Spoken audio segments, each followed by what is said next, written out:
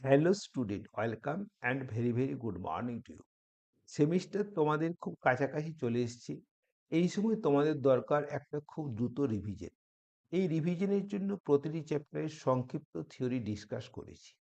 আজকের ডিসকাশন হলো একমাত্রিক গতি।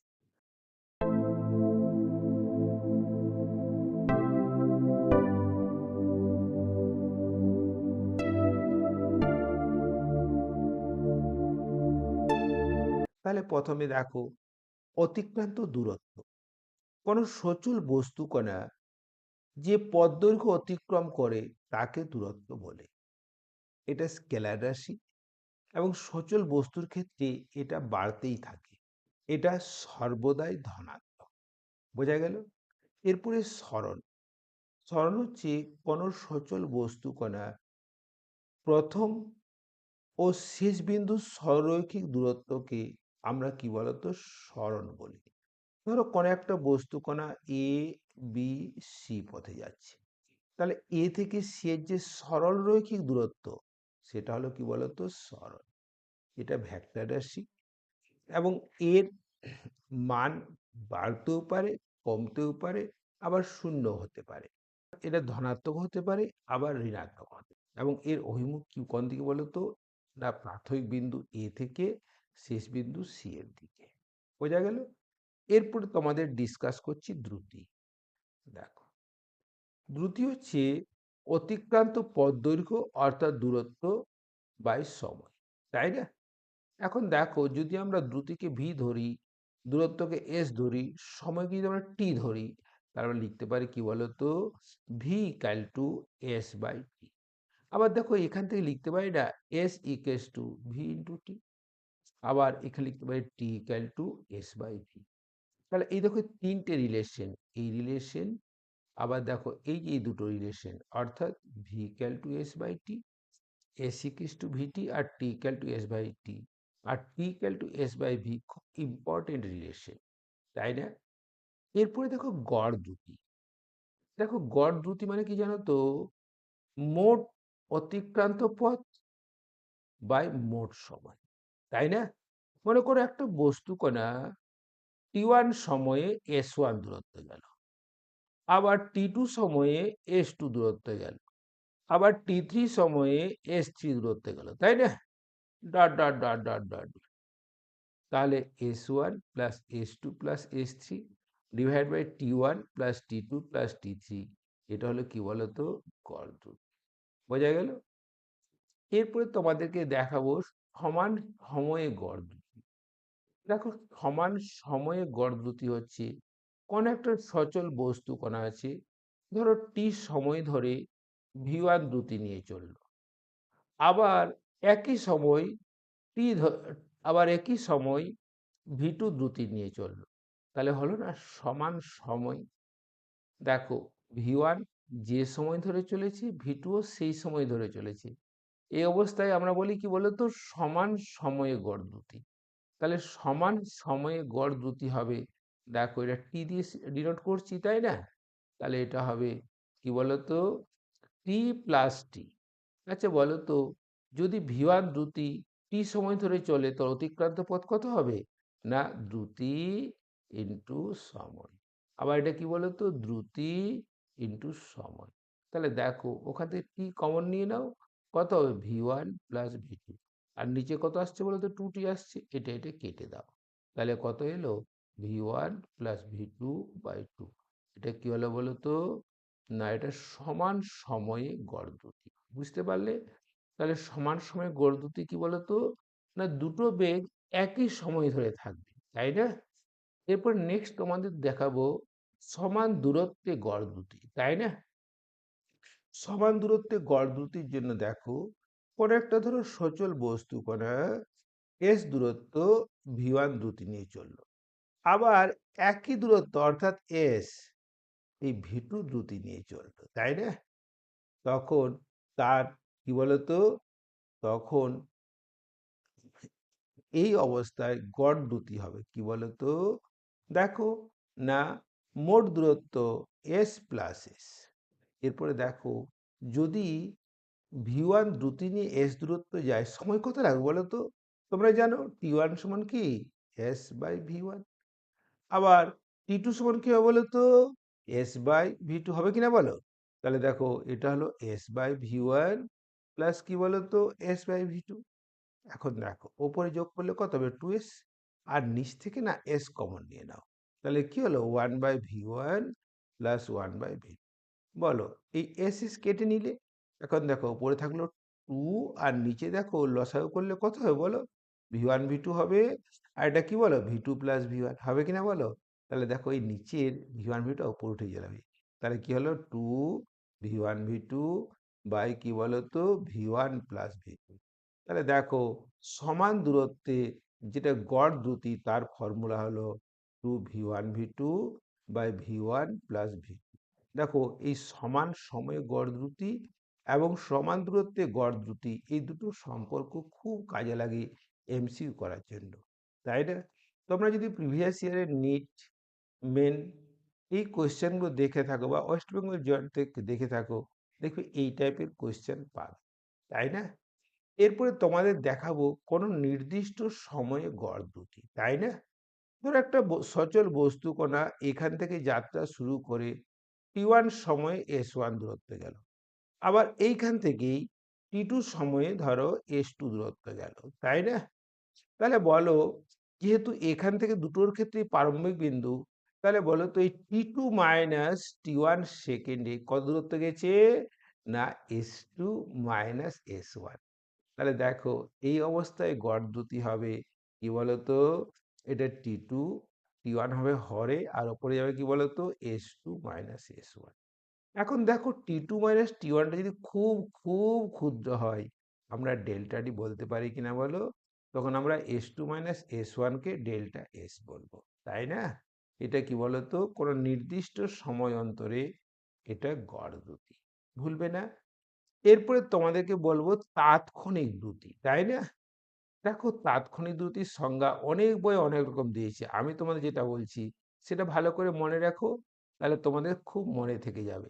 দেখো তাৎক্ষণিক দ্রুতি, এই গড় দ্রুতির সীমাস্ত মানকে তাৎক্ষণিক দ্রুতি বলে। আবার বলো তো তাৎক্ষণিক বেগ কাকে বলে না গড় বেগের সীমাস্ত মানকে তাৎক্ষণিক বেগ বলে। তাৎক্ষণিক ত্বরণ কাকে বলে গড় ত্বরণের সীমাস্ত মানকে তাৎক্ষণিক ত্বরণ বলে, তাই না?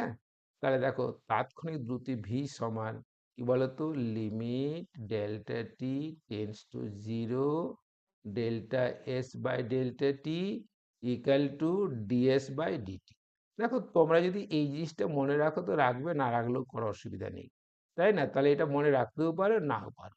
তা আমি তোমাদের বলবো তোমাদের মনে রাখার দরকার নেই, তোমরা এটা মনে রাখবে, কিন্তু এই জিনিসটা মনে রেখো যে গড় দ্রুতির সীমাস্ত মানকে তাৎক্ষণিক দ্রুতি বলে। দেখো দ্রুতি সংক্রান্ত এই ফর্মুলাগুলো ভালো করে দেখে নিও। এরপর আমি বেগে চলে আসি। দেখো বেগ কাকে বলে বলো তো না বেগ হলো ভি ইকুয়াল টু সরণ বাই সময়। দেখো এটা একমাত্রিক গতি তো, তাহলে আমরা সরণকে ভেক্টর দিয়ে প্রকাশ করব না, কারণ একই সময়ের একবার গতি। ফলে আমরা ভি সমান লিখবো কি বলতো এস বাই, বোঝা গেল? তাহলে আমরা এখান থেকে এটাও লিখতে পারি কি বলতো এস ইকাল টু ভিটি, আবার টি ইকাল টু আগের মতো এস বাই ভি, তাই না? এরপরে দেখো সমবেগ, যদি কোনো সচল বস্তু কণার সমান সময়ে সমান সরণ হয় তখন আমরা বলবো তার বেগ সম, আর যদি তা না হয় তাহলে অসম। দেখো কোনো বস্তু কণার বেগ যদি সম হয় না তাহলে তার দ্রুতি সম হবেই, কিন্তু উল্টোটা নাও হতে পারে, অর্থাৎ দ্রুতি সম হলে বেগ সম হতেও পারে নাও হতে পারে। যদি সরলরেখায় চলে তখন দ্রুতি সম মানে বেগও সম, কিন্তু যখন বক্ররেখায় চলবে তখন দ্রুতি সম হবে কিন্তু বেগ সম হবে না, বোঝা গেল? এই এই কনসেপ্টটি তোমরা এসারশন এবং রিজনিং এর জন্য মনে রেখে নিও। এরপরে তোমাদের চলে আসি, দেখো গড়, এরপরে দেখো গড়, এরপরে দেখো গড় বেগ। দেখো গড় বেগ মনে করো একটা বস্তু কণার ডেল্টা টি সময়ে সরণ হলো ডেল্টা এস, তাহলে গড় বেগ হলো কি বলতো ডেল্টা এস বাই ডেল্টা টি। তাছাড়া তোমাদের দ্রুতির যে সমস্ত ফর্মুলা বললাম সেটা বেগের ক্ষেত্রে প্রযোজ্য হবে যদি বস্তুকণা সরলরেখা বরাবর একই অভিমুখে গতিশীল থাকে, সেক্ষেত্রে বেগ এবং দ্রুতি একই। এরপরে আগের মতো তাৎক্ষণিক বেগ, বলো তো তাৎক্ষণিক বেগ কাকে বলে? গড় বেগের সীমাস্ত মানকে তাৎক্ষণিক বেগ বলে, অর্থাৎ ভি সমান কি বলতো ডিএস বাই ডি। আর বলে দিয়েছি কেন ভেক্টর দিলাম না, কারণ এটা একমাত্রিক গতি, সরলরেখা বরাবর গতি, তাই এখানে ভেক্টর দিলাম না। বোঝা গেল? এরপরে আমরা চলে আসি ত্বরণ। ঠিক আছে, না তোমরা জানো। এরপরে ত্বরণ। ত্বরণ কি বলতো? না বেগ পরিবর্তনের হারকে ত্বরণ বলে। যদি আমরা ত্বরণকে ভেক্টর দিয়ে প্রকাশ করি তাহলে কি বলতো, এ ভেক্টর সমান V vector minus U vector by T. কিন্তু যদি সরলরেখায় বস্তুকণা গতিশীল হয়, সেক্ষেত্রে আমরা লিখব A equals to V minus U by T. বোঝা গেল? তাই না? এরপরে গড় ত্বরণ, তাই না? মনে করো কোনো সচল বস্তুকণার ডেল্টা টি সময়ে কি বলতো বেগের পরিবর্তন হলো ডেল্টা ভি, তাহলে গড় ত্বরণ হলো এ সমান ডেল্টা ভি বাই ডেল্টা টি। বোঝা গেল? আবার তাৎক্ষণিক ত্বরণ, আবার আগের সংজ্ঞা, গড় ত্বরণের সীমাস্ত মানকে তাৎক্ষণিক ত্বরণ বলে। বোঝা গেল কিনা বলো? তাহলে দেখো আমরা লিখতে পারি এ সমান কি বলতো ডিভি বাই ডিটি। আবার দেখো তোমরা যদি এইভাবে করো ডিভি বাই ডিএস ইন্টু কি বলতো ডিএস বাই কি বলতো ডিটি। এখন দেখো ডিএস বাই ডিটি তোমরা জানো ভি, তাহলে এইখান থেকেও তোমরা জানো, বলো কত, এটা ভি ডিভি বাই ডিএস। তাহলে দেখো আমার ত্বরণের দুটো সংজ্ঞা পেলাম। কি কি সংজ্ঞা পেলাম বলো তো? তাহলে দেখো তাৎক্ষণিক ত্বরণের দুটো সংজ্ঞা পেলাম, A equals to dv by dt, আর এ ইকুয়ালস টু কি বলতো V into dv by ds. কি বলতো A equals to V into dv by ds. এগুলো ভালো করে তোমরা মনে রেখে দিও। ঠিক আছে, এরপরে মন্দন। তোমরা জানো, তোমরা জানো যখন বস্তুকণার বেগ ক্রমশ কমতে থাকে তখন যে বেগ পরিবর্তনের হার তাকে মন্দন বলে। তাহলে মন্দন হলো কি বলতো ঋণাত্মক ত্বরণ। আর ফর্মুলা কি, আর ফর্মুলা কি বলতো, না ত্বরণের ফর্মুলাই, তাই তো? বোঝা গেল? এরপরে তোমাদের এরপরে তোমাদের দেখাবো কি বলতো সমত্বরণের গতি। দেখো সমত্বরণের গতি অর্থাৎ ওর ত্বরণ সর্বদাই ধ্রুবক। তো দেখো সমত্বরণের গতি যে ফর্মুলাটা খুব কাজে লাগবে সেটা কি বলতো, চূড়ান্ত বেগ ভি সমান ইউ প্লাস এটি, ওই ত্বরণের সংজ্ঞা থেকে পাই। পেলাম কিনা বলো তো? তারপরে দেখো অতিক্রান্ত পথ এস ইকুয়ালস টু, এটা অনেক বইয়ে তোমরা পাবে না, হাফ ইন্টু গড় বেগ ইন্টু সময়। কি বলতো S equals to half into চূড়ান্ত বেগ প্লাস প্রাথমিক বেগ ইন্টু টি। আবার এস ইকুয়ালস টু এটাও পাও UT plus half AT square. বোঝা গেল? আবার দেখো V square equal to U square plus two A S. আবার টি তম সেকেন্ডে অতিক্রান্ত পথ U plus half A into কি বলতো টু টি মাইনাস ওয়ান। তাই না? তাহলে দেখো যদি সময় দেওয়া থাকে তখন বেগের ফর্মুলা এটা। আবার দেখো যদি দূরত্ব দেওয়া থাকে তখন বেগের ফর্মুলা এটা। আর এই যে এসের এই ফর্মুলাটা, এটা তোমরা খুব সহজে এবং খুব তাড়াতাড়ি এস বের করার জন্য এই ফর্মুলাটা তোমরা মনে রেখে নিও, খুব কাজে লাগবে। আর পঞ্চম, ষষ্ঠ, সপ্তম, অষ্টম, নবম বা দশম সেকেন্ডে যে অতিক্রান্ত পথ অতিক্রম করে তোমরা এই ফর্মুলা দিয়ে বের করে নিও, তাই না? এরপরে দেখো লেখচিত্র। দেখো লেখচিত্র প্রথমে দেখো আমি তোমায় দেখাচ্ছি সরণ সময় লেখচিত্র। দেখো স্মরণ সময় লেখচিত্র সম্বন্ধে তোমাদের যেগুলো খুব ইম্পর্টেন্ট জিনিস সেগুলো ভালো করে জেনে রেখে নিও। দেখো নাম্বার ওয়ান বলো তো, এই যে এই 1 নম্বর লেখচিত্রটা, এটা কি বলতো, না স্থির বস্তুর স্মরণ সময় লেখচিত্র। তাহলে 1 নম্বর কি বলতো, স্থির বস্তুর স্মরণ সময়, স্থির বস্তুর এসটি লেখচিত্র, তাই না?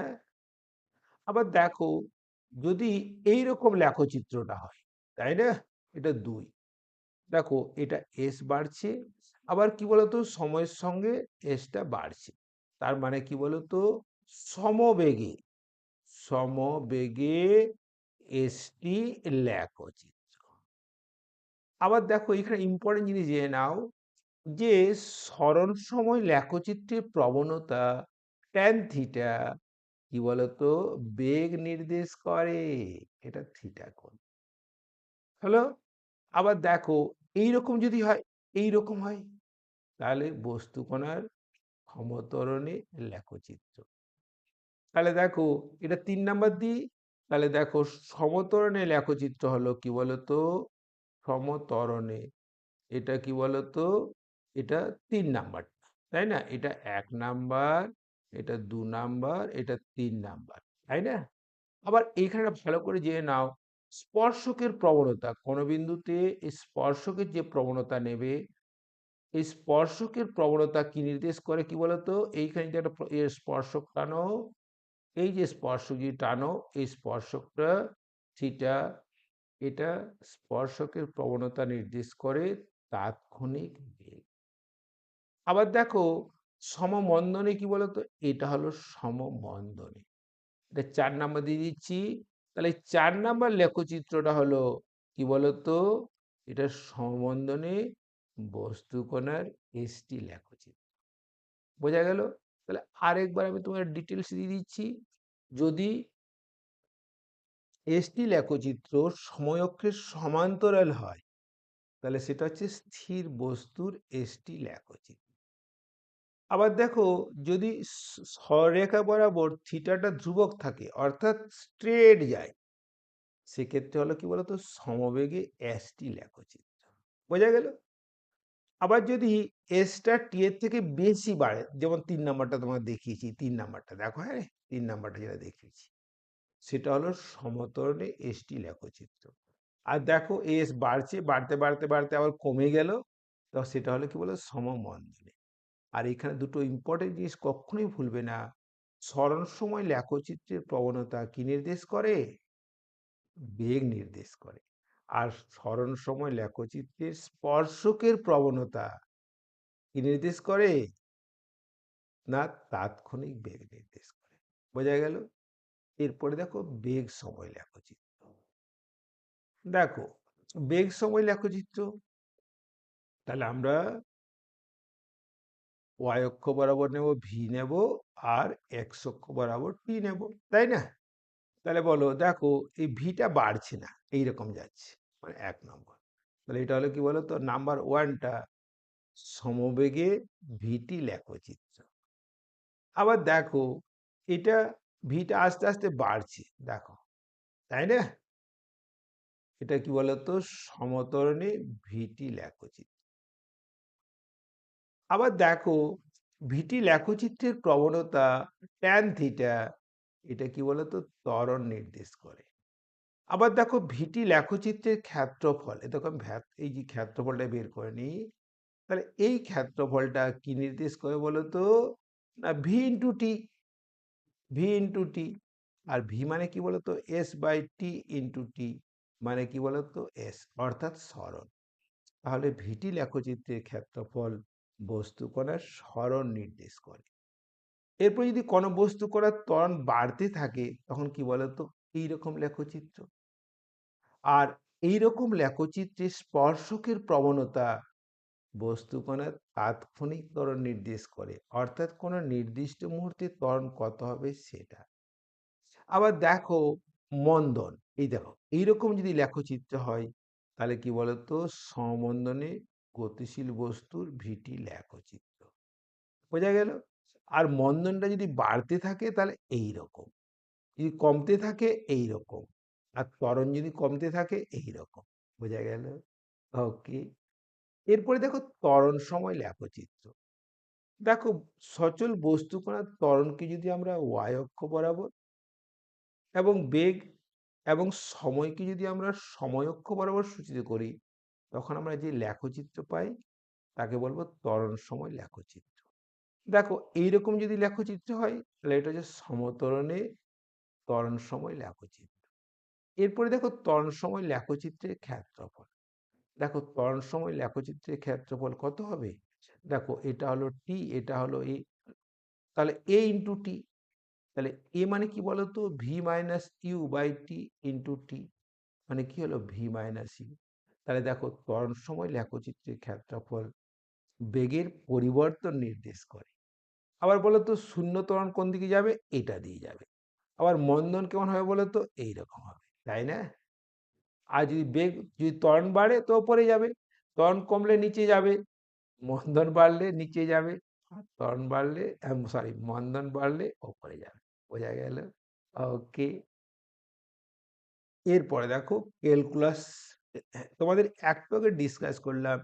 ক্যালকুলাসে বলো তো তাৎক্ষণিক বেগ কত বলো তো? DS by DT. তাৎক্ষণিক ত্বরণ এ সমান কি বলো তো? DV by DT. সরণ আছে, আমরা বেগ বের করব, তাহলে কি বলো তো? এটা ডিএস বাই ডিটি। বোঝা গেল? তাহলে দেখো যদি আমরা সরণকে অবকল করি কি পেলাম? বেগ পেলাম। বোঝা গেল কিনা বলো? অবকল করলে। আবার দেখো এই বেগ আছে, একে যদি আমরা অবকল করি কি পাবো? ত্বরণ পাবো। পাবো কিনা বলো? তাহলে এটা হলো এ সমান, এটা ডিভি বাই ডি। বোঝা গেল? আবার দেখো আমরা যদি এটাকে উল্টোভাবে বলি, ত্বরণ আছে ধরো, তো দেখো এই এ সমান ডি বাই ডিটি, তাহলে ডিভি সমান কত হবে বলো তো? এটা এ ডিটি হবে কিনা বলো? তাহলে দেখো ভি সমান ইন্টিগ্রেশন এ ডিটি। তাহলে দেখো ত্বরণ আছে, ত্বরণকে যদি আমরা সমাকল করি তাহলে আমরা কি পাবো বলো তো? বেগ পাবো। বেগ ভি সমান কি বলো তো? এ ডিটি। আবার দেখো এই বেগ আছে, বেগ থেকে আমরা কি বলতো? সরণ বের করব, তো সরণ সমান কি হবে? ভি ডিটি, তাই না? তাহলে এটাও যদি আমরা সমাকল করি তাহলে বেগ থেকে আমরা কি পাবো? সরণ পাবো। তাহলে দেখো ভালো করে জেনে নিও, সরণকে আমরা অবকল করলে বেগ পাবো, বেগকে অবকল করলে কি পাবো বলো তো? ত্বরণ পাবো। পাবো কিনা বলো? আবার উল্টো দিকে ত্বরণকে সমাকল করলে বেগ পাবো, আবার বেগকে সমাকল করলে কি পাবো? সরণ পাবো। পাবো কিনা? এরপরে আপেক্ষিক বেগ। দেখো যদি বস্তু কণা একই দিকে যায়, দুটি বস্তু কণা, তখন ধরো এটা ভি1 বেগ, এটা ভি2 বেগ, তখন আপেক্ষিক বেগ হবে কি বলতো? ভি2 মাইনাস ভি1। আর যদি তার বিপরীত দিকে যায় তাহলে কি বলতো? এটা ভি1 ভি2 এরকম হয়, তখন আপেক্ষিক বেগ হয় ভি1 প্লাস ভি। বলো, ডিসকাশন কেমন লাগলো? ভালো লেগেছে তো? যদি ভালো লেগে থাকে এবং তোমাদের উপকারে আসে তাহলে একটা লাইক দিও এবং বন্ধুদের হেল্প করার জন্য শেয়ার করো। ওকে, থ্যাংক ইউ।